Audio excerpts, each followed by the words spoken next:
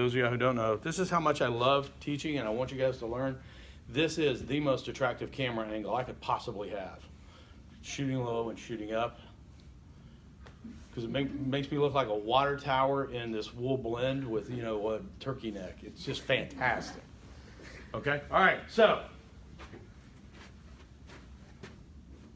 There are 4 people teaching public speaking here at Aiken Technical College, either online, hybrid, or classroom. I teach 5 classroom classes. Well, 4 classroom, 1 hybrid. How many of y'all, be honest, raise your hands. You're on the other side of the camera, it won't be recorded. How many of y'all took this class because it was a requirement? Okay, we said this earlier, fine, thank you for being honest. Okay, usually it runs somewhere between 85 and 90% or 100% of students say, if we didn't take it because it's required. If you didn't have to take it, we could probably teach 1 session with 1 part-time instructor, and then we'd have trouble making up the class. Because you got to have 8 students to have a class. If it wasn't a requirement, I know that none of you guys would be in here. We'd have like 6 people a semester sign up for it. I don't kid myself. I know you're not in here because you love public speaking. I know you're in here because you have to love public speaking. So, people don't like doing public speaking. Why not? Nervous? Okay. What do we normally call nervous? Fear. Oh, there's a two-word phrase for it. Stage fright. Thank you, Elijah. Got it first time? Okay. Stage fright. How many of y'all experience stage fright? Okay? Why do you experience stage fright? A lot of people looking at you. Okay? And we don't like that, do we? Even though when we go out on a Friday night, we put on, we attire ourselves, okay, it was the 1970s, so I've got a defense. Shiny silk shirt, the plaid pants, the elevator shoes. Oh, goodness. Hey, it was disco. It's okay. All right? It really wasn't the 70s. It was more the early 80s, and it was just, okay, don't go there. It was the early 80s. It was Auburn, Alabama. It's what you did. You dressed so that people would go, oh, look at that guy. And I'd see these people that were in my speech classes on Friday nights because there weren't a lot of bars in Auburn, Alabama in 1981. Okay? And they would be dressed for the sole purpose of getting people to stare at them. Am I wrong? Does that not happen? And then you put them in a speech class and they go, I'm a very shy, retiring person and I don't like being the subject of attention. Okay. All right? So what's the difference between being out on a Friday night? Okay, alcohol, let's put that aside. Okay?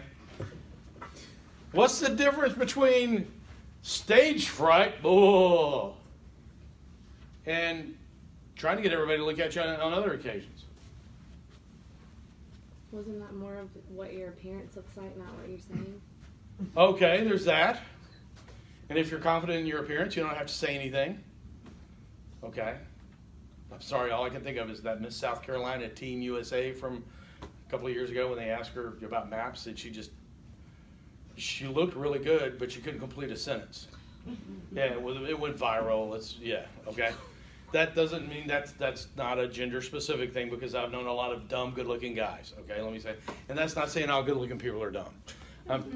We got a phrase where I come from, which once you get in the hole, stop digging. I'm going to change the topic now. Okay, all right. What are we worried about when we're standing up here if we have stage fright? Looking stupid, negative feedback, messing up, what other people think about. People judging you. Okay? How many of you have had, okay, maybe I shouldn't ask this. I oftentimes, again, I'm a classic extrovert. And a classic extrovert is not somebody at a party that comes over and goes, hey, how you doing? How you doing? That talks a lot at a party. A classic extrovert is someone who has to verbalize and vocalize their thoughts so they can evaluate them. Right? My wife is a classic extrovert. She goes over things over and over and over again in her mind before she says them out loud. She has to make sure everything she says out loud is perfect before she says it. I am the exact opposite. I need to hear how something sounds before I can evaluate how valid it is, which has led to a lot of fights in our house. Because I will say something off the top of my head, and 15 minutes later, I'm going like, that's the first thing I said.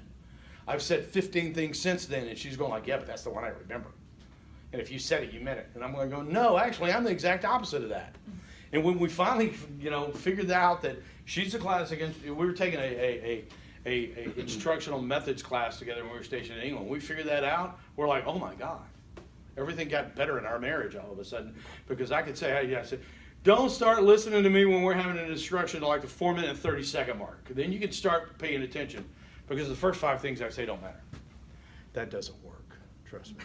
Okay? All right, but we do have people that are introverts that hate standing up. Extroverts don't like standing up here. We stand up here in front of people and we say things. What are we afraid of? Or what else are we afraid of? We're afraid of being judged. We're afraid of looking stupid. What else? That you won't remember what you need to say. That you forget everything you had to say. See, and that becomes a vicious circle. Because what you're experiencing physiologically up here can distract you and you forget what you're saying because of what you're experiencing internally. Okay? We're going to talk about that a little bit later on. We're going to talk about what it does to your mental processes.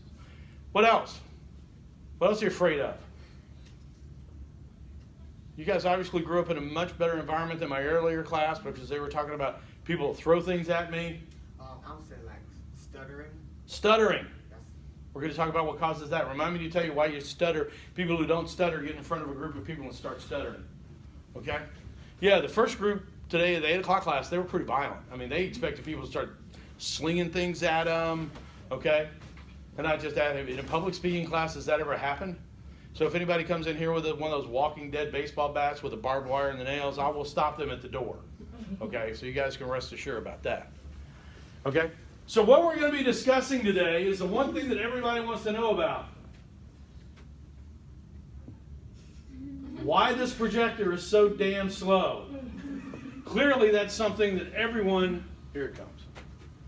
We're going to be talking about Epson. No, wait a minute. Oh, here we go. Okay, we're going to talk about performance apprehension today. Okay? Okay, here's another question I want you to show of hands. How many of you think that based on the average amount of stage fright, and we're going to use that phrase one more time, the amount of stage fright you experience is higher than what the average person experiences? Show of hands. How many people think you have more stage fright than average? I got 4, okay, 5, 6. Okay, everybody put your hands down because this is what really cracks me up. I want you to think about it for a minute. Be serious. How many of y'all think you have more stage fright than the average person? Show of hands. Some of the people just quit. Okay, so we got more that time. I had a class one time where 18 out of 20 people thought they experienced more stage fright than average. Anybody here ever take a statistics class? Can 18 out of 20, can 90% of people have more of something than average? Okay? Yeah, why do so many people think, and statistically, in surveys, a majority of people think they experience more stage fright than the average person? Why is that? They don't feel what other people feel? Why else? Some of them don't have experience and they come from probably start from home. They don't have experience of speaking how they feel at home. Okay, they're not. They don't practice public speaking in any form. Okay, how about this? How about if you guys has anybody ever sat down and really spent a lot of time talking to you about performance apprehension and stage fright? I don't even know, and I don't follow up with the other instructors, even though I'm the lead instructor. I let them have their own. They do pretty well. I've seen their students; they do really well. So I don't really follow up. I don't even know that other instructors here talk about performance apprehension, but I talk about it a lot. Okay, we spend a whole day on it for the very reason that I want to make sure that you understand, okay, that it's perfectly normal. Okay? So, let's talk about stage fright before we move on. Okay? Let me go back real quick. Stage fright. We've already discussed what you're afraid of, right? What you're quote unquote afraid of. Let's talk about fear for a second. Cambridge Dictionary defines fear as a strong emotion caused by great worry about something dangerous, painful, or unknown that is happening or might happen. Dangerous, painful, or unknown. Okay? Oxford English Dictionary defines it as an unpleasant emotion caused by the belief that something, someone, or something is dangerous, likely to cause pain, or a threat. Dangerous, likely to cause pain, or a threat. In both of those, we have the words dangerous and cause pain or painful. What is dangerous about standing up here in front of an audience? Physically painful. Anything. What is that? Like you might pass out or something? Okay, but that's not physically painful. If you pass out, okay, yeah, you may hit your head. Okay, that may be true, but after that, that's after you've already experienced it. And to be honest with you, I have never had anybody pass out in a class. 32 years of teaching, I've never had anybody pass out in a class. Never even had anybody come close. Okay? What is potentially, if we eliminate the physical threat of somebody throwing something at you, okay? What could be physically painful up here? Okay, so let's get that out of the way. What would be a threat, a physical threat? To yourself? No, well, I mean, are you going to just say, Punch yourself. hey, I really don't want to give this speech, so let me get my pocket knife out and stab myself in the leg? Okay, thank you, I'll be going to the ER. So physically threatening to yourself, I don't really think is going to happen either. So we fear things that can kill us. I fear bears. Okay? Smoky Mountain National Park, sitting there in the park, and so was in the car. Bear comes rumbling out, walking out in front of us. Big brown bear stands up on his hind legs, sort of looks at us. People I'm in the car with are going, oh, he's so cute. What I'm seeing is entree just written across me, okay? He wants to come in this car and take me out and make me Sunday dinner. I will be referred to from now on as in the past tense. Vic was a good guy, then he got eaten by that bear, okay? Bears are a threat. Tigers are a threat. Fires are a threat. Bombs are a threat. Public speaking, not a really threat. Okay? So we're not afraid of public speaking. We just feel a little apprehension. Okay? So we are going to refer to it. One of the rules about this class from this point forward is we will not use the phrase stage fright. If you want to talk about how the fact that what you were feeling internally up here in front of the class was distracting to you, we will refer to it as performance apprehension. Okay? Because, number one, it's not stage fright. Stage fright is completely negative. Apprehension, is that completely negative? How many of y'all got kids? December 24th, how many of them were feeling fright? None of them. They were apprehensive. But was something bad going to happen the next morning? I don't know. It depends on the kid, maybe. I don't know, Ooh, look, you got cold. Okay? Switch, yeah. Okay? Apprehension isn't negative, isn't necessarily negative. Okay? But remember, it doesn't lessen the reality. I'm not going to tell you that you're not going to experience apprehension up here. And there's not going to be a physiological aspect to that. Okay? Just because we stop calling it stage fright doesn't mean you're not going to go through all the symptoms associated with performance apprehension. We're just going to call it something different so you can begin to think of it differently. Second thing I'm going to tell you is there's no hacks. Okay? Have y'all heard of any hacks about getting around stage fright? Imagine everybody naked. That really, depending on the group you're in, not a pleasant thought. It's just not something you want to do. Okay, and even at that, You know, even if there are a lot of good-looking people, or, you know, your interpretation of good-looking people, what do? You're going like, wow, look at all these good-looking naked people, okay? And then that's not going to go well. Okay, what else? Take deep breaths. Take deep breaths. We'll talk about that. That's not a hack. That's a technique. Okay. Close your eyes. It's a good way to give a speech. Today I'm here. Okay. In reality, your concern about having a positive outcome for your speech results in tension or anxiety. It's not fear. Because fear involves physical threat. Okay? If you're walking down if you're going for a hike in the Smoky Mountains or the Rockies and you come across a black bear, okay, that's fear. If you're a bomb disposal guy and you're defusing a bomb, if you don't do your job well, things go horribly, horribly wrong. That's fear. Actually, one of the things those guys go through is just to be apprehensive or tense. They don't fear it. Okay? I've been in a lot of situations over my life where I have experienced real, honest-to-goodness fear. Okay? And it feels completely differently than when I have to get up and give a speech in front of a group of people I don't know. Okay? Everybody understand that? Because I want to just sort of begin to, change the way you approach performance apprehension and change your interpretation of it. Okay, so everybody experiences roughly the same symptoms. Okay?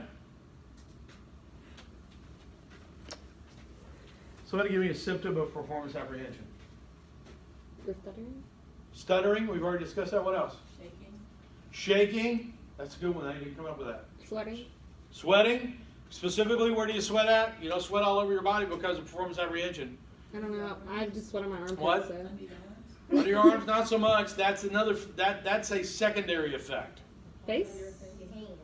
Your hands, your palms.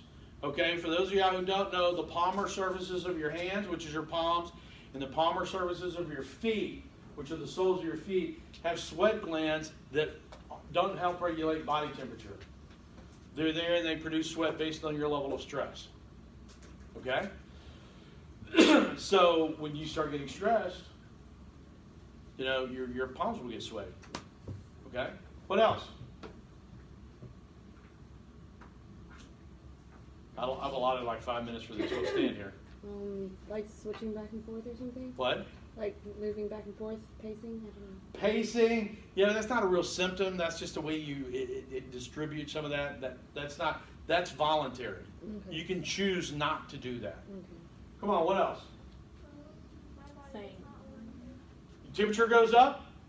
And what's the way you normally see people's temperature going up, or the way you feel it specifically? Cheeks get red? Your cheeks get red. You used to have a guy that worked for me, we called the human thermometer. We put him in front of people, and we had him brief all the time because he was so damn good at it and so smart. But it would come up, and then it would go back down. It took about 3 minutes. It used to crack us up. I mean, we were harsh people. Voice change. Your voice will change. Your larynx will tighten up. Okay? And you will be expelling oxygen, and we'll talk about why you'll be expelling oxygen at a different rate, or air out of your lungs to make your voice. What else? You repeat yourself. Okay? What else? And there's one. First thing I said after you guys have given 2 speeches already, right? Stood up and introduced yourself. You stood up and introduced somebody else. What's the first thing I said when the last person spoke? Maintaining eye contact. Nope. First thing I said was, well, nobody Pass the roll. threw up. Passed out was second. Burst into flames was the third. Okay? Butterflies in your stomach? Right? Okay? People standing up here, it's a morning class. People will be standing up here and you'll be able to see them. They'll stand up here and they're going like, man, the Uncle Herschel breakfast at Cracker Barrel. Probably not a good idea this morning. Okay? Who works for Cracker Barrel? I got somebody from Cracker Barrel in every class. I think I got 2/3 of the Cracker Barrel employees in the CSRA in my classes this semester. Okay? All right? All things you want to take into consideration.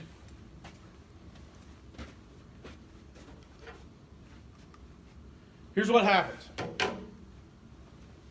When you feel any sort of a threat or you feel any sort of discomfort, your hypothalamus kicks in and tells your pituitary gland to secrete ACTH. ACTH causes a cascade of hormones to be emitted. Okay, just about every gland you have that creates hormones in your body, when the ACTH hits it, suddenly starts kicking all that stuff out. Okay? Your kidneys, I mean, it hits your kidneys, it hits your adrenal. The big ones it hits are your kidneys, your adrenal glands, and your liver. Okay? So you get this big, massive dump of adrenaline. You get this big, massive dump of sugar that you have stored in your body. You have this big, massive dump of red blood cells. Okay, what do red blood cells do? What? I thought it fight infection. That's the white blood cells. Red blood cells do something very specific. They carry oxygen to the muscles. Okay? Now, when you're out here just normally breathing, anybody know how much oxygen is in the air? 20%. It's about like 20%. Okay, has anybody ever breathed in a non-rebreather mask, just suck down pure O2, 100%? What's it do to you? I was in an oxygen chamber Yeah. in a doctor's hospital, 100% oxygen. Yeah. Well, if you just breathe it, you're probably sick. If you just Yeah, breathe I it, was. if you're healthy and you just stick it on your face, it'll get you hot. Because your body's not usually used to dealing with that much oxygen flowing through your system. Now, and that oxygen is carried through red blood cells. So we're not increasing the amount of oxygen in the atmosphere, but we're increasing your body's capacity to carry that oxygen to your systems. So what happens when your muscles get all that oxygen, all that sugar, and all that adrenaline dumped on them all at once? Weak? No, exact opposite. Oh, they get stronger? They're ready to go.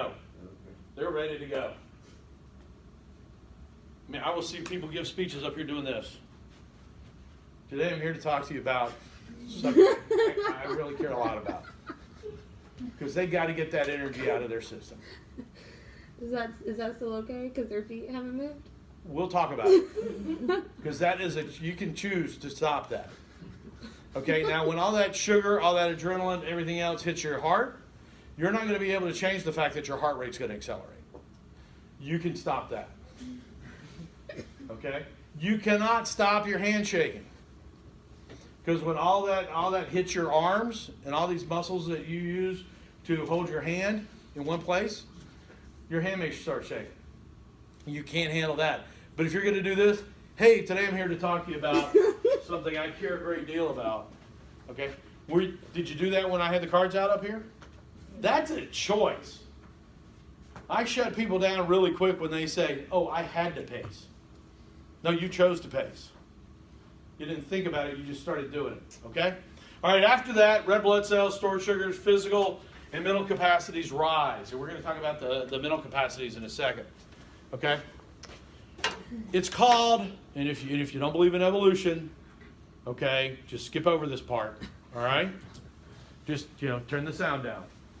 Okay?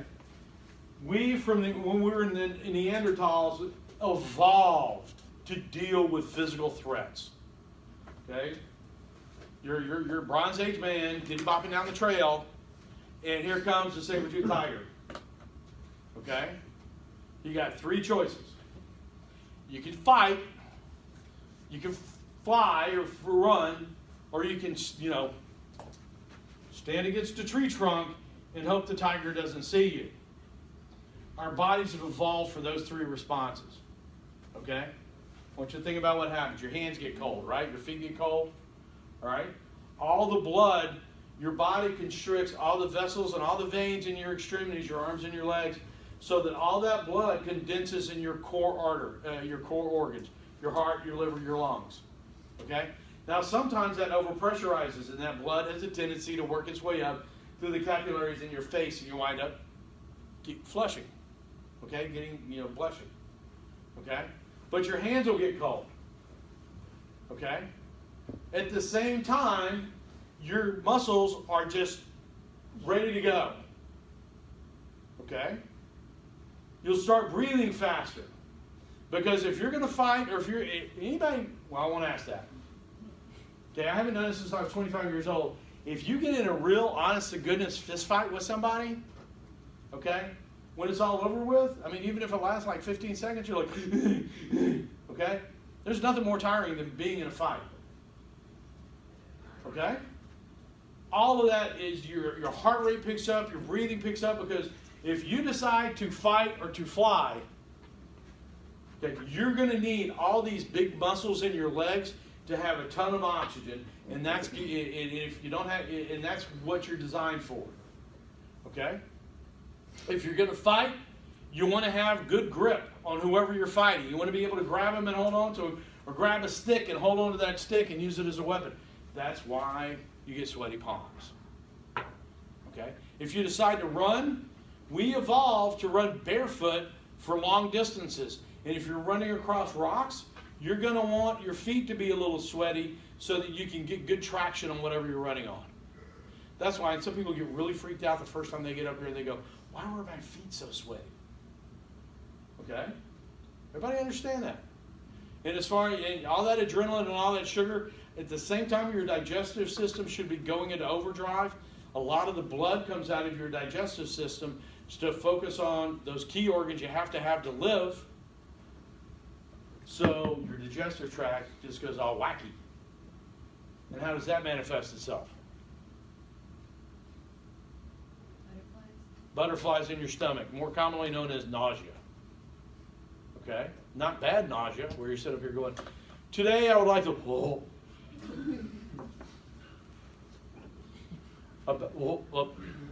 okay? Doesn't get that bad. The other thing is, you're designed to, and again, if you're standing here like this, try not to make a single sound. Your body is designed, everybody saw Jurassic Park, right? What do the T-Rexes cue in on? Movement. So when the T-Rex comes around, don't move. Okay? Your design, all this stuff also goes to you going like, taking short, quiet, shallow breaths, but you're maximizing your oxygen flow to your muscles and your internal organs. So you're sitting here going,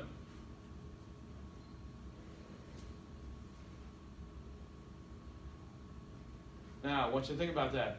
Today, I'm here to talk to you about something, okay? Makes it tough to give a speech, right? Okay?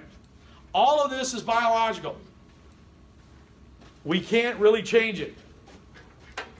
And because you don't stand up here in front of a group of people and give a public speech very often, you're being put into an unusual situation. Okay? So let me ask you this. Performance apprehension, good or bad? Neither. Neither? How many say good? How many say neither good nor bad? How many say it's bad?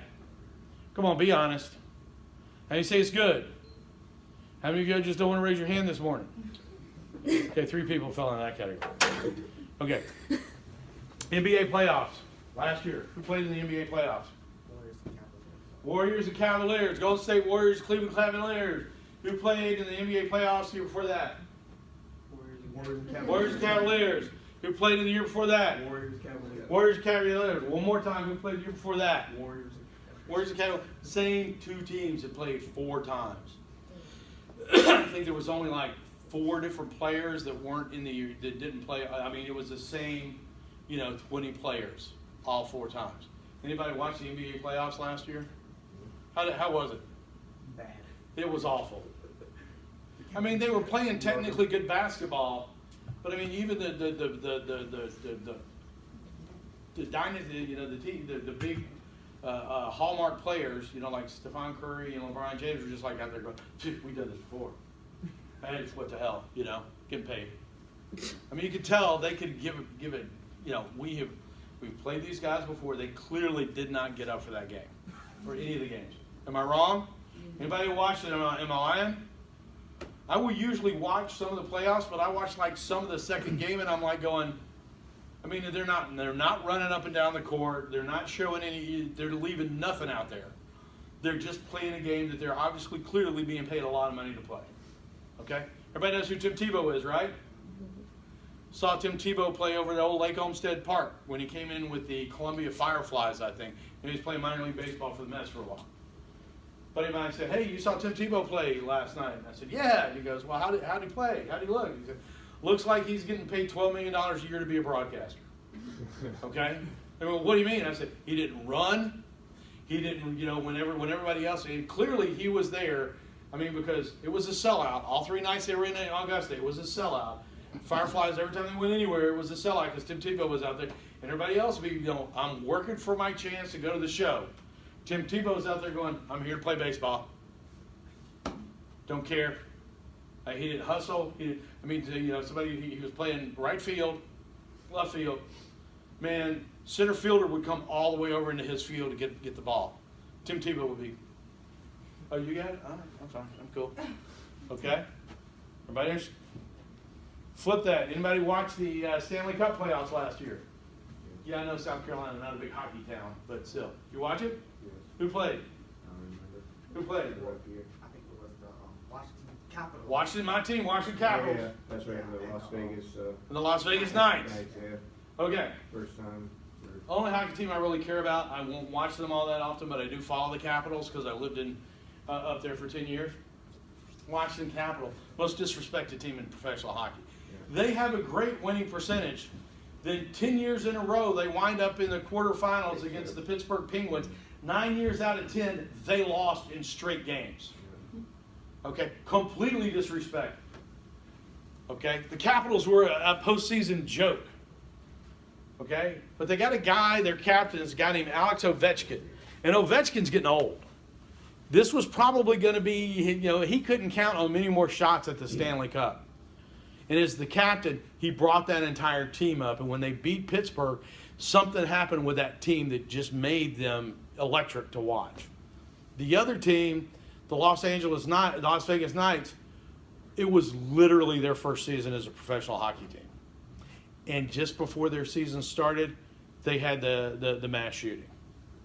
So the entire, not the touristy part, but the city of Las Vegas just sort of coalesced around that first-year team.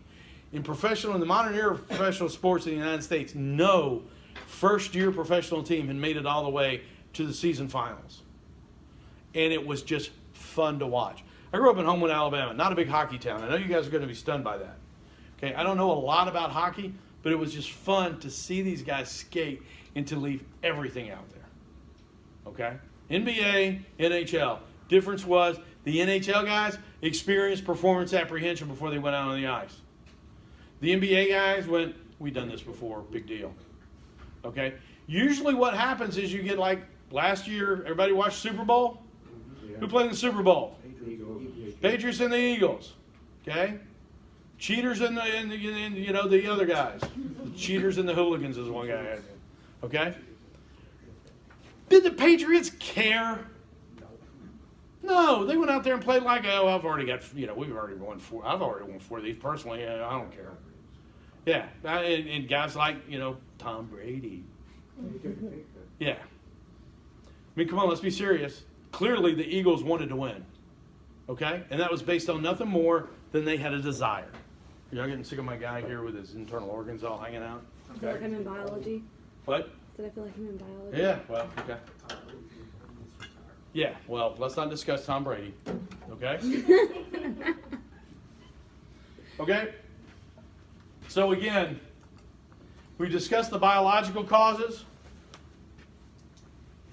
It's perfectly normal is the one thing I need you to remember. Everybody experiences. There's some research that will say a classic introvert will experience a bit more performance apprehension than a classic extrovert, just because classic extroverts are so used to saying things out loud. But even that doesn't hold true all the time. Even classic extroverts will feel performance apprehension. Well, other way. Okay. So one of the things I talk about in these classes is a common experience that everybody has had that makes them hate public speaking. And it's usually for most people that went to school in the United States for most of their lives, it boils down to 3 simple words: oral book report. I mean, I had to do an oral book report in middle school. Okay. I want you to think about that for a minute. Mine, it was 7th grade. Okay. So you take a kid that's 12, 13 years old, right in the middle of puberty, when they have the best self-image ever, Okay? If I walked up to you, were you in the band? Okay, if I walked up to you and said, here's a clarinet, go ahead. What would you do? You look at me and say, I don't play the clarinet. I would say, it's okay, you sing musical, go ahead. What would you do? I would play it really hard. And what would you, and you, when you stood up here and you had all these people looking at you, what would happen? You'd hate it. Okay? Am I right? If I gave you an IV and said, go ahead and give her an IV, and I gave you a needle and a saline bag, what would you do? I would try to remember everything I was listening to it. Yeah, just what did they do on the ear last week? Okay, or Grey's Anatomy. Okay? We think that's insane. You take a middle schooler to a wrestling match and you just say, I know you've never had any training in wrestling, but go ahead and go out there and wrestle. You'll be fine. Okay? Do we do that? No, but for some reason, English and history teachers in middle school, sadistic bastards that they are, feel perfectly okay grabbing a 12 or 13-year-old kid and saying without any warning, well, I've seen you talk, give an oral book report. And they're in front of 25 of the worst human beings in the world, other 12 and 13-year-olds. So many times people that are still in high school, you're closer to it. Tell me I'm wrong. I remember very clearly when my kids were in middle school, I'm going, just get out of middle school, it'll be better. Okay? Because not only do you have your worst self-image, but they also have a very bad self-image, and they deal with it by attacking you. For some reason, we think it's okay to take a kid who has absolutely no experience and no training in public speaking, dump them behind a podium and tell them to talk for 5 minutes. How many of y'all understand what I'm talking about? Okay? So if you walked up to me and said, I'm thirsty, can I have a glass of you? If you're at recess or you're in PE and you walk up and you say, Coach, I'm thirsty, can I get a drink of water? And he hits you with a taser. Okay? Bit of an extreme example, but it works. What are you going to do the next time you're thirsty? Well, you're either A, not going to drink, so you're going to get out of every opportunity you have to hydrate, or you're going to be really nervous when you go up to ask. But we think it's perfectly okay with no preparation to throw 12 and 13-year-olds in front of a group of people and tell them to start talking. And if it's not your teacher, and this is one that I had brought up to me that I hadn't thought of. Okay, for me it was an English, it was a book report. It was a book called The Cross and the Switchblade. It was about a guy who did urban ministries. I did not go to a Christian school. I went to a public school, but that was just a book I'd read for church. And I thought, well, if I do this one, I don't have to read a book again. This will be easy. And I got up there, and I thought I was going to throw up. I stammered through it, and because of that, for about 4 years, I hated public speaking. I refused to do it. Somebody else brought one up where my mom volunteered me to read the Bible verse at church one Sunday. And it was, like one of those, chapter 5, verse 12 through 38, and it's the King James edition, so you don't know any of the words, and you're just trying to get through it, phonetically. Go F? I don't understand. But anyway, okay? Somebody decides you need to talk in front of a group of people. They don't train you to do it, they just throw you up there. Okay? And what does that teach you? No, it teaches you the exact opposite. It teaches you no confidence. I suck at this. I'm a horrible public speaker. For me, that lasted from 7th grade until 10th grade when I was a sophomore. Okay? You're going to find this hard to believe. I did not enjoy PE when I was in high school. Okay? Because I had to take PE just because I was taking it first period. I wound up in PE with all the football players. Okay? A short, dumpy sophomore did not do well with the junior and senior football players. I mean, I was good at PE. It was the locker room stuff before and after that really, So I found out that if I take public speaking, I don't have to take PE.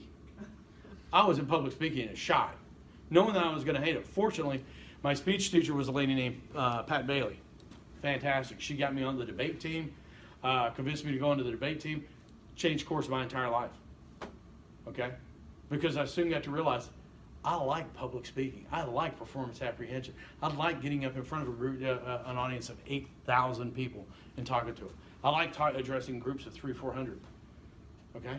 I actually like performance apprehension, getting up in front of a group, the challenge of looking at a whole lot of people, that have their own lives and everything else and give them a reason to listen to me. Is that a sign that I have some real inner issues that I need to deal with? Yeah, probably. I'm not going to argue that I got to get my self-validation through other people. Okay? But then, what happens with that? So we lived in Florida for 9 years. Church we went to, church in Florida, nobody wears a tie. It's golf shirts. Men wear golf shirts and slacks. You come walking in wearing a coat and tie, and people are going to ask you what's going on. And inevitably, whenever I was the worship leader, which is a public speaking opportunity, I would come in a coat and tie. People would walk up to me, and it was always guys that would walk up to me, and they'd say, "Hey, what are you so dressed up for?" And you'd go, "I'm worship leader today. I volunteered to be worship leader today." And what would they say to me? One person every time would say this to me. Good luck. No, not good luck. Big leg. No. What the hell you want to do that for? God, I don't know. It seemed like, I don't know. But if you say, I like doing that kind of stuff, what do people think? What kind of look do you get? Why are you doing that? Well, I don't like it. Oh. You're that guy. So we not only learn very early on that public speaking sucks, but it's reinforced over time that anybody who really enjoys public speaking is probably not really all there.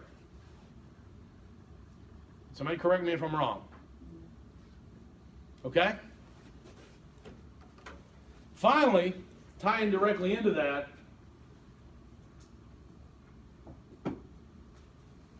is your level of skill. Public speaking is a skill. It's not something you're born with. It's not a talent.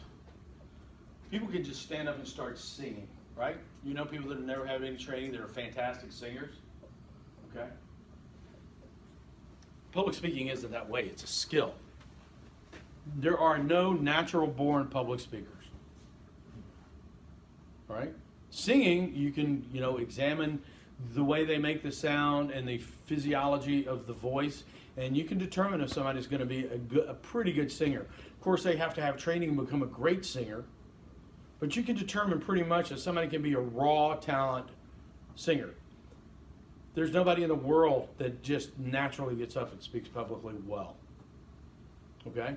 Now, I know there's a lot of people that tell good stories. There's a lot of people when they're 8 or... How many of y'all have watched the Marvelous Mrs. Maisel? No. Really? No one? The most popular show on Netflix, and nobody's watching it, on Amazon Prime, nobody's watched it. So it's set in the 1950s. She's an aspiring comedian. She does a lot of where she just starts talking at parties, and people start listening to her, and they think she's hilarious. Then she goes to a comedy club, and she's a complete failure. Okay? Because it's a completely different skill set. A lot of people don't think, well, I'm hard. And people come up to me all the time when they say, well, what do you teach? And I said, well, public speaking. Oh, I'm horrible at public speaking. Well, have you ever taken a public speaking class? No, why would I? I'm horrible at it. And I always look and I go, well, good thing doctors don't think that way. I did surgery on a guy and he died. Well, have you been to medical school? No, I'm not good at surgery, so why bother? Okay? What sense does that make? Okay? Everybody? You're all sitting there staring at me, so I'm going to guess nobody's asking any questions now. You are terrified about it now, and now you got me thinking about is performance apprehension. Okay? But let's look at it really and what it boils down to. Okay? 3 phases. This is my ability to paint and draw on a computer. This is it. I'm maxed out at this point. Okay? All right, so the first phase of performance apprehension is the anticipation phase. Okay? Anticipation phase can start at any point in time after you become aware that you're going to be giving a speech. Okay? I will promise you, and I have had people admit this, that there are people who start the anticipation phase of for their first speech in this class the minute they find out they have to take this class to get out of Aiken Technical College. I know people who have had their anticipation phase last for 2 years. And every time they go in for advisement and they sit there with their advisor and they say, what classes do you think I should take that semester? And they go, well, you haven't taken public speaking yet. Okay, their palms get sweaty, their heart rate goes up, their face gets flushed, they get nauseous, and they go, I'm going to take that next semester. Until finally they go in there and they say, hey, I think I'm ready to graduate. There's that public speaking class. Their palms get sweaty, their heart rate goes up, and then when they walk in here, I see people walking in here on the first day of class, and it's like that scene out of the Green Mile where they're walking the guy to the electric chair. Okay? So anticipation, I bet some of you guys, I'm not going to ask you who, but I'm betting some of you guys, when I brought up the fact that you guys have got to do a 2-minute speech on Thursday, but some of you guys went into anticipation phase right then. Just me bringing it up. That will hopefully go away so you can live the next 48 hours of your lives. I would hate for to have you stuck there for the next 48 hours. Okay? But the anticipation phase varies from person to person. There are some of you that aren't going to feel the anticipation phase until you get your name called and you start walking up front. There are some of you, you said you didn't sleep last night because you thought you had a speech today, which means Wednesday night you're screwed. Okay? All right? Right? Everybody understand that? Anticipate the confrontation phase. You get up here, you plant your feet, and you start looking at people. Okay? That's it. You're in it. You got to deal with it now. You've been able to sit back there in the back, have a little sips of water, sort of play it off, and going like, well, I'm not next. I'm not speaking now. I can focus on that guy. They're doing like, oh man, they suck. Oh, I'm going to be better. Oh man, they're great. I'm going to die. And you just sort of like that little even strain going. But when you get up here and you stand here, man, this is it. How many of y'all have ever been given a public speech and actually heard your pulse in your ears? Okay? Because all of that cranks your blood pressure up to where it's like, if you had a tire gauge, you can measure it in pounds per square inch. Okay? Wow. Everybody, I'm not kidding. Okay? All right? Everything is going. Your palms are sweating. Your hands are shaking. On the inside, you hear yourself going through, sound like you're 13 years old again. That I'd like to talk to you about. Okay? Y'all laugh. But that's true. Okay? A good example is that movie with the lady that played Tammy, where she went back to school, she went to college with her daughter, and she had to give a speech for her final exam, and she was like sweating real bad. Party, yeah. But she had to give it. Did not see it, but. YouTube and then look at it. Okay. Oh, I've got one where there's a lady at a wedding reception. I'll see if I can find it and show it to you guys. She just completely loses her mind. I think she's also pretty drunk. Okay? So that probably didn't help. Okay? But here, how many of y'all like horror movies? How many of y'all have ever seen a horror movie? Okay? So if in the first minute of a horror movie, there's always a teenage girl, opens her closet, guy jumps out with a machete, goes, whack, kills her. Walks down the hall, whack, kills somebody else, and just keeps killing people for the next 89 minutes. Okay? Every time somebody, every 15 seconds they cut, and somebody has their back turned to a dark corner, and somebody jumps out with a butcher, cuts their throat. And that happened 89 times in a 90-minute movie. About 15 minutes into that movie, what are you going to be doing? Oh, jeez, come on, give me a break. Not again, okay? Have any of y'all ever seen the original 1978 John Carpenter's Halloween with Jamie Lee Curtis? How many people died in that movie? Enough? Now, you say enough. Well, not enough. Okay? Like 5 people died. Yeah, see, because it's been so long, so people don't see it. People don't understand why that movie was so scary. People say 14, 15 people died in it. 4 people died in that movie. That movie was 90 minutes long, and John Carpenter only killed 4 people. One of them he killed in the first 5 minutes of the movie. So you've basically got 85 minutes, and you only kill 3 people. That's about 1 person every 30 minutes. Okay? Because people who know how to produce horror movies know that you cannot maintain that confrontation phase for a long period of time. 2-3 minutes at best. So you will build up to it. If you want to put it in terms of a horror movie, you will build up to it through your anticipation phase.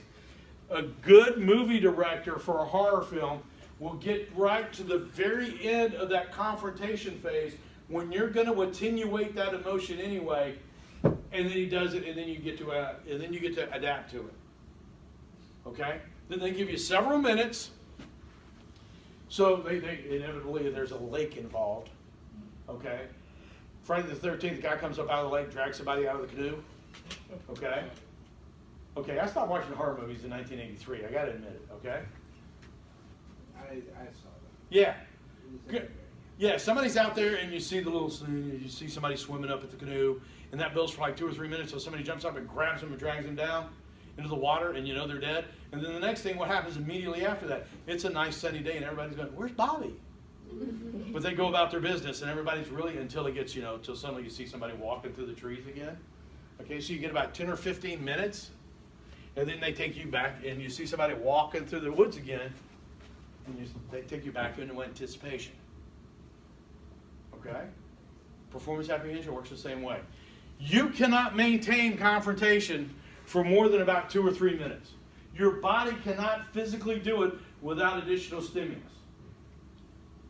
Okay, if you get up here and stand in this carpet square and look out at this audience, unless somebody, and they won't, but unless somebody starts throwing darts at you, unless there is an additional stimuli, you're going to attenuate and start adaptation in between 2 and 3 minutes.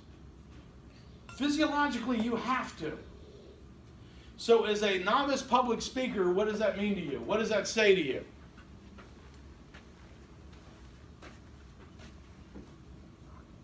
Or you just didn't have an answer? No, I didn't. I'm sorry. Elijah? That may take you longer because you're just starting out. Okay. Nope. How many of you have ever had to run wind sprints? One person. What happens at the first wind sprint? How do you feel at the end of it? Okay, a little tired, a little winded. How do you feel at the end of the 5th one? Like you did. How do you feel at the end of the 8th one? You did. Trying to figure Okay. out what's But if you know you're only going to have to do 10, how do you feel at the end of the 8th one? going on. Ready to be You're ready ready. to push through. Yeah, I just got to get these 2 more out. If I get through these last 2, and then if your coach really wants to screw you over, they go, okay, 2 more. And, and then you that's when you hear, okay, I'm going to throw up now just so I don't have to run anymore. Okay? But if you know you've only got to do 10 wind sprints, when you get to 8, suddenly you get that little surge of energy. Okay? Longest run I would ever do, I used to run 10 Ks when I was stationed out in California. Me and a buddy of mine used to run 10 Ks, and I would be dying. And, 10 Ks is a little over 6 miles, and at about the 5 3/4 mile mark, I would literally be praying for death sometimes. But then we make this turn, and you could see straight down the beach to Monterey Point where we were wind up at. And in that last 3/4 of a mile, I would just fly because I knew it was over with. Okay? If you know you've only got to get through 2 minutes of the worst part of performance apprehension, what does that tell you? I just got to get through 2 minutes. As bad, as horrible as this is, as bad as this feels, okay? Number 1, I know this isn't negative, but I just got to get through it. 2 minutes, and it'll be fine.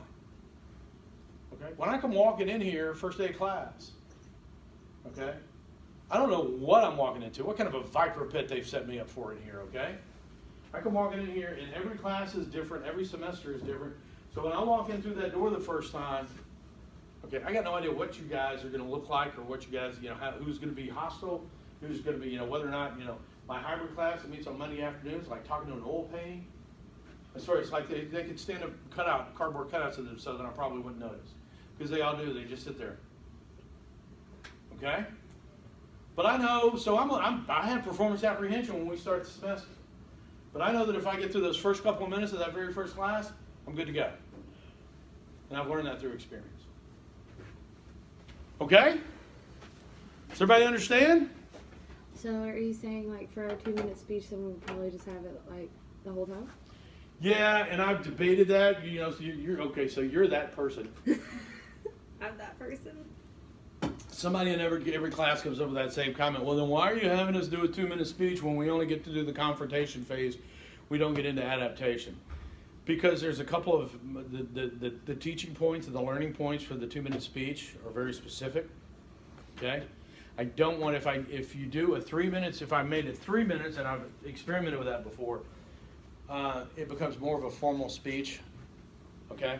With a 2-minute speech, if you have a statement of purpose, you can get through 2 minutes without a whole lot of effort. If I make it 3 minutes, suddenly that adds on, that increases the time by 50%. That makes it a bigger deal. Okay? And even if you give an entire speech and you're in confrontation, how easy is it going to be to give one where you spend 2/3 of the speech in adaptation? Okay? Oh yeah, let me, one other thing. I think I skipped over. Yeah, when we go back to biological impacts. When you hit confrontation, anybody know how many words a minute the average American speaks? Words a minute, average American speaks. Somebody guess. How many? Not 18,000. You're being a smart ass. I'm just gonna guess 2,000. 2,000 words a minute? Yeah, I don't know. 30. 30? 30 would be one word, okay, every 2 seconds. It's a little slow. 60, get them closer. 75. 90, a little closer. 120. The average American speaks 120 words a minute. Anybody have any idea how many words the average human can process in a minute? What? Well, if it was half of that, then you'd be 60 of the words you say every minute you're not thinking about at all. So it needs to be more than 120. 180, it's more than that? 200. More than that? 3 more than that? Average person thinks in approximately 400 words a minute. Okay? So that means when you're just sitting there where you are, okay, I'm talking at about 120 words a minute. Sometimes I talk a little bit faster than that. You've got a processing speed of 400 words a minute. That means you've got about 280 words that aren't really being used. Okay? Everybody tracking with me? Okay? Now, under most cases, when you're having a conversation, you're used to that. But when you're in confrontation, remember, you've just had a big old dump of sugar, adrenaline, and oxygen hit your brain. So your processing capacity goes up even higher. So that 280 word a minute extra to process now goes up to 300, 400, maybe even 500, depends on how much adrenaline and sugar you've got in your system. So you've got all this extra processing. Okay? So what happens internally? You're still speaking at maybe, you've gone from speaking at about 40% of your capacity to where you're now speaking at about 10% of your capacity. What do you do with that other 90%?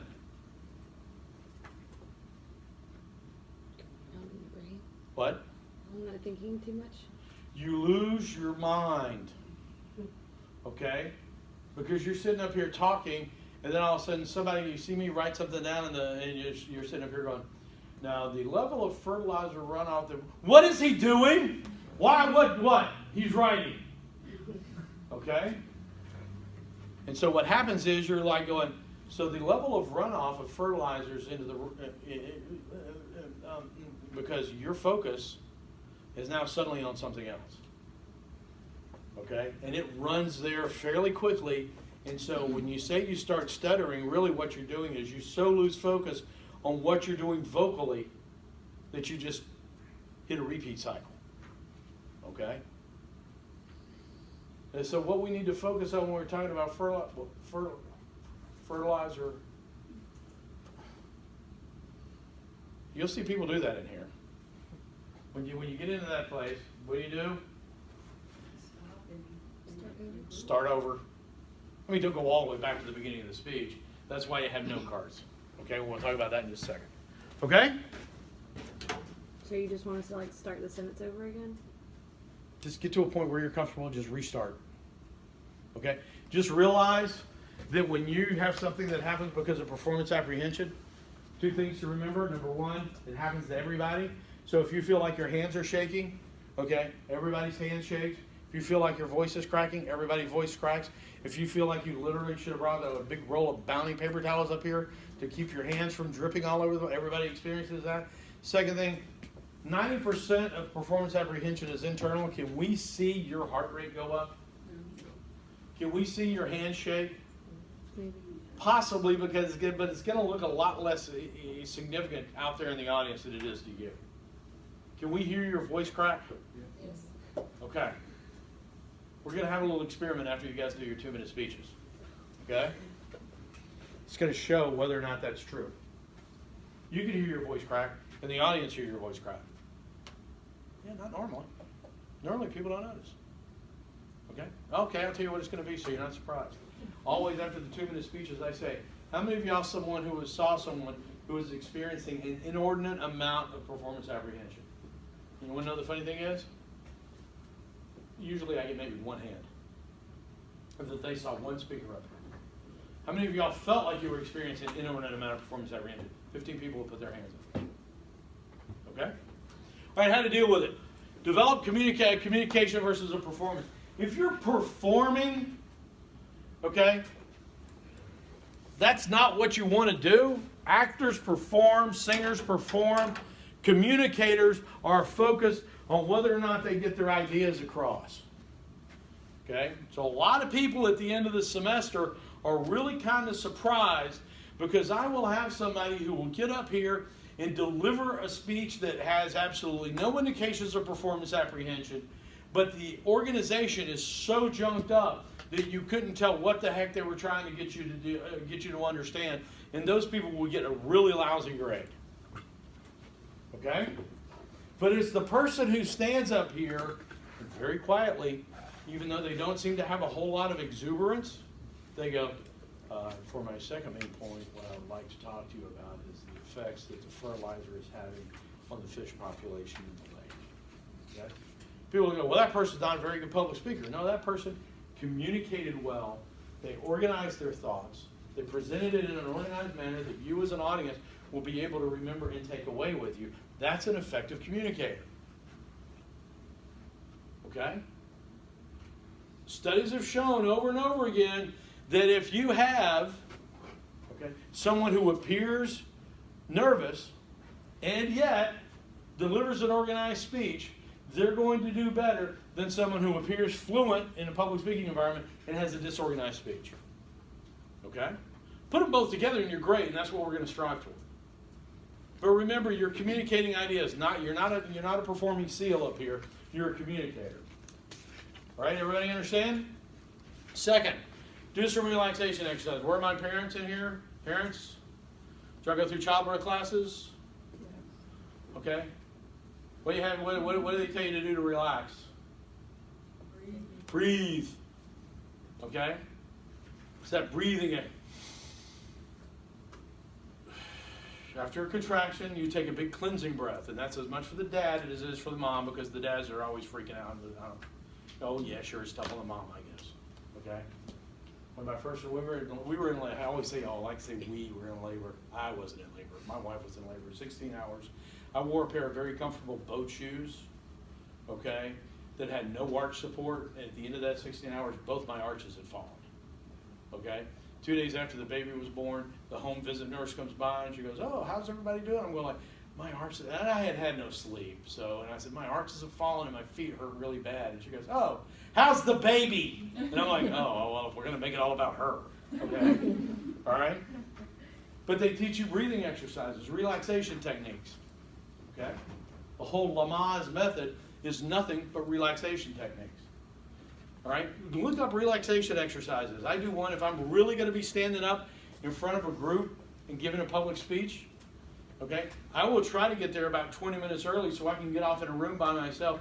I have this. It's a guy taught me a self-hypnosis technique that I don't go into full-blown hypnotic state, but I do. It's a relaxation technique that starts with your toes and ends with the top of your head. So when I walk out there may be people carrying torches and pitchforks. Okay, but at least I start off calm.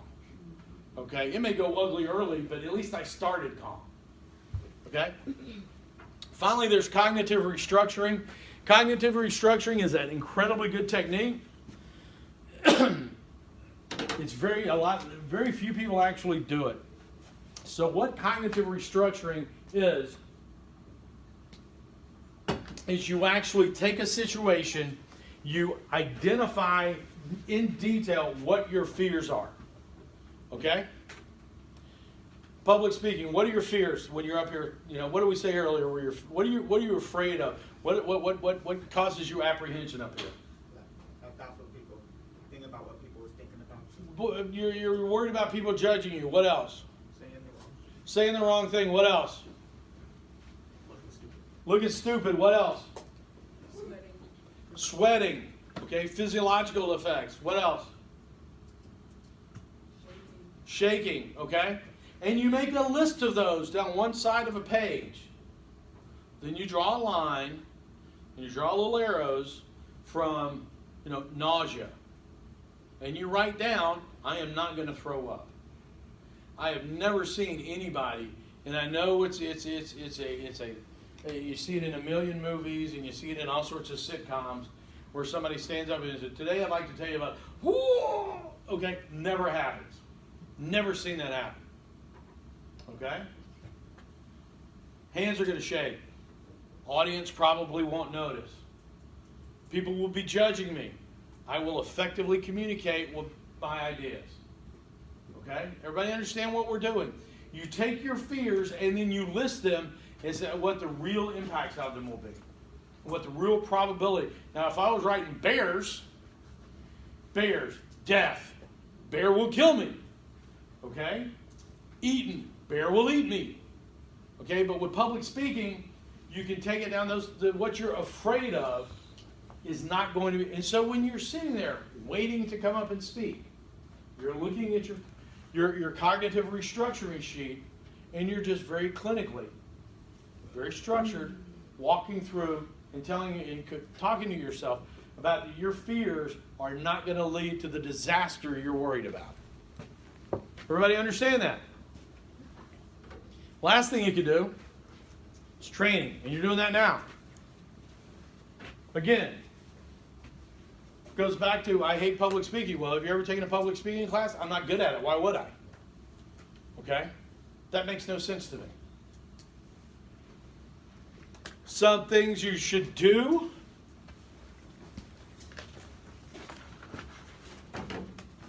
You would not believe how many people I have in this class. And I'm pretty low-key on research. And I think this is probably one of the easier classes there is here at Aiken Tech. Okay?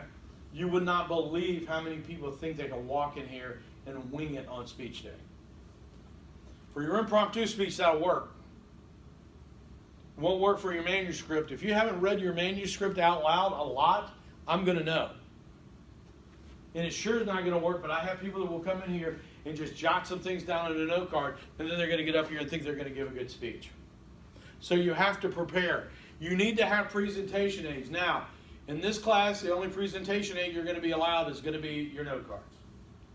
By presentation aids, I don't mean visual aids.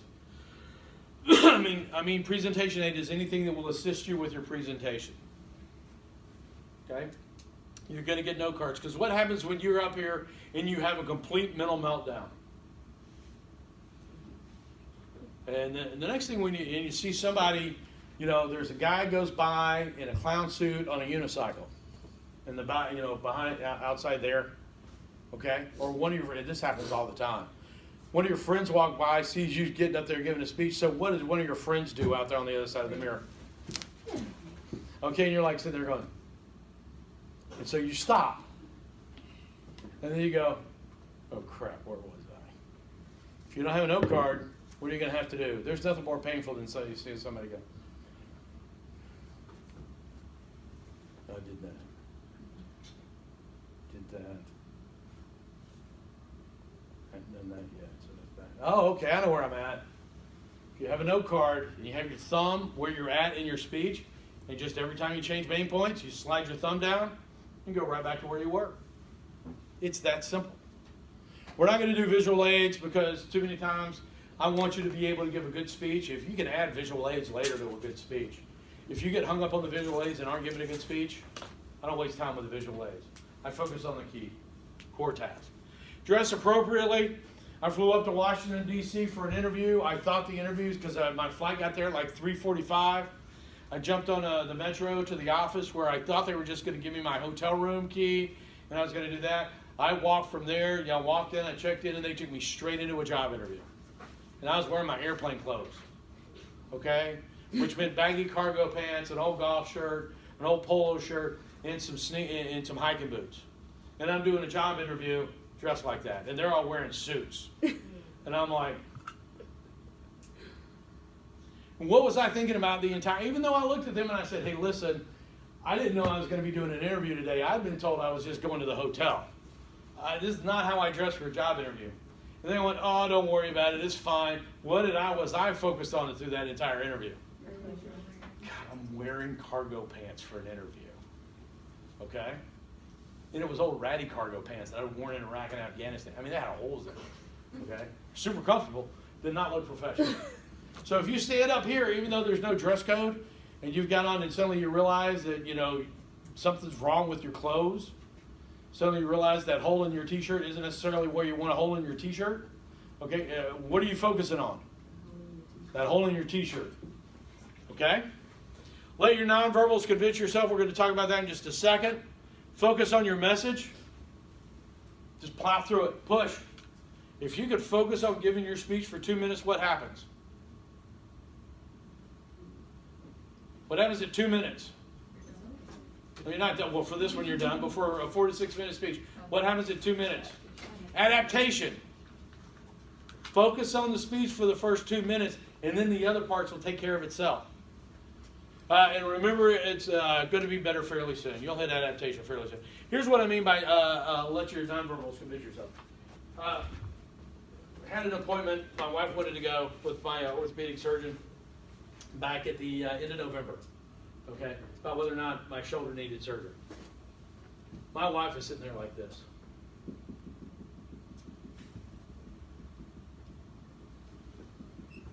Of course, and she's like, would you calm down? I said, she goes, I can't calm down. I said, yeah, you're nervous. You're about to fall off the front end of that chair. Sit back in the chair and try to, and I'm the one having the surgery. And I'm sitting here like this. Do I want to sit there like? No, I force myself to sit like this. Is this the way a nervous person sits? This is the way a person who's relaxed sits. If I sit like this, I'm relaxed. Okay? And I will convince myself that I'm relaxed fairly quickly. Used to really bug teachers when I went into, especially with my youngest daughter. She was not a bad kid. She was a challenge to teachers, though. Okay? As I was when I was a kid. And I knew that she wasn't a bad kid. The teacher just needed to do their job and put a little effort into it. I would go walking into those meetings, parent-teacher conferences, and my wife would be sitting there literally on the edge of her seat going, okay, what we really, and she'd be all leaning forward and everything. And I'm sitting there like this, and I know what the teacher's thinking. Oh, so that's where she gets it from. Okay? But I was just like going, okay, how do we fix it? I never got confrontational. I never, I was very calm and relaxed and able to state my points. Okay, like is she and we would, I don't want to get into it, is what the details were, because some of y'all probably had those same conversations with your parents too. Okay? All right? And we're going to talk about Amy Cuddy's power posing. Probably we'll get to watch that after your 2-minute speeches next time. Okay? Remember, E.R. Robinson has done more research on performance apprehension than any human probably should be allowed to. But this is ultimately what he said. The complete absence of feelings of apprehension is neither normal nor is it a desirable effect. So when you get up here on Thursday to do your 2-minute speech, there are no hacks. Let me tell you 2 quick stories. When I was teaching Auburn, when I was fairly new in this business, had a young lady that was sitting in class. She came in with 2 big stadium cups full of water. She talked last. Throughout that, the class was an hour. I met 5 days a week. Throughout that class, she drank both of those. She drank 2 quarts of water in class. I did not know that she had drunk 2 more before she came in. She had had a gallon of glass of water in an hour and a half. Got up to speak and said, told her attention device, got ready. So today I'm going to be talking to you about. She left the room, and I'm like going, "Oh, what the hell's going on? I guess you're dismissed." She was the last one. She comes back in a couple of minutes later. She said, "Had to go to the bathroom." I went, "How much water did you have to drink?" She goes, "Well, I had those 2 glasses." And I said, "I saw that. Those aren't glasses. Those are big cups. How much?" She said, 2 more of those. I said, "So you had a gallon of water to drink." No wonder. So don't over intake water. Okay? That's a bad idea. Second of all, what's the other thing that people will tell you to get over performance apprehension? Have a couple of shots before you go to class. Okay? And I have seen that more than I care to count. Let me just tell you, if you're going to intake enough alcohol to get you over performance apprehension, you're not going to be able to deliver a speech anyway. Okay? And I have seen that at another school I was teaching at. He thought, somebody said, "Yeah, just have a shot of Jack Daniels before you go. You'll be fine." So he took a shot. That didn't seem to help. So he took another one. That one helped a little bit. So he took a third one. And then he went to class. And he took a couple with him because he wanted to make sure he maintained that. So when he got up to give his speech, he'd had 5 shots of bourbon. He got up there and said,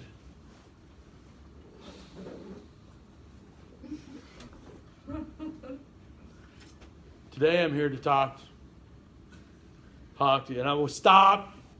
He got about 15 seconds into it. I'm like going, "Come here." And I stepped outside. And I went, "Lean over here and exhale." I went, "You're done. Get out. Go away. Don't talk to me. Just leave." He came back the next day and I said, "How much did you had to drink before that class?" And just a little bit. Okay. Had a couple of shots. Yeah, it turned out to be 5. Okay. What? He told you? Well, I had been an interrogator in the Army, so I kind of got it out of it. Okay.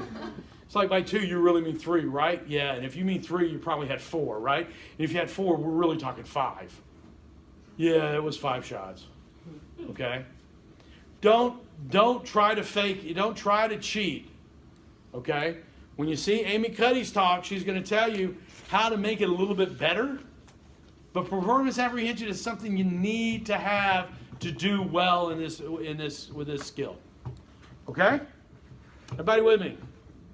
Questions? Comments? I can have a question. So when we kind of speak to our audience, like, will we be able to try to communicate with our audience? Like, will we be able to communicate with our audience? With your what? With the audience, not with the audience. Oh, during the speeches, are people no, you will not be communicating with the audience. Okay, because when you're talking to 8,000 people, you do not have a question and answer period. And people, when you're talking to that many people and somebody talks, that's called a heckler. Okay? All right, anybody have any other questions? Okay, but your audience will be showing you support in this room. Okay? If you start, if you go to sleep during somebody else's speech, they'll go to sleep on you. So remember that. All right.